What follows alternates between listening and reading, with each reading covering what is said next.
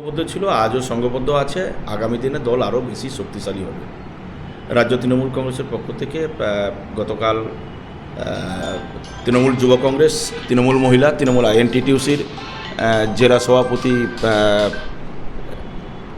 মনোনীত করা হয়েছে। যারা এসেছেন তাদের দলের পক্ষ থেকে ওয়েলকাম করা হয়েছে। আগামী দিনে তারা আমার সহকর্মী সহযোদ্ধা, তাদেরকে সঙ্গে নিয়ে একত্রিত হয়ে লড়াইয়ের ময়দানে নামবো। রাজনৈতিক প্রতিপক্ষ বিজেপিকে 2026-এর বিধানসভা নির্বাচনে গোহার হারাবো। সামনে কয়েকটা মাস যে নতুন সংগঠন কতটা দল সাজাতে পারবেন বলে মনে করছেন আপনি? দল পুরনো, সংগঠন তো নতুন না, সংগঠনও পুরনো। যারা এসেছেন তাদেরকে আমরা সহযোগিতা করব দলের পক্ষ থেকে।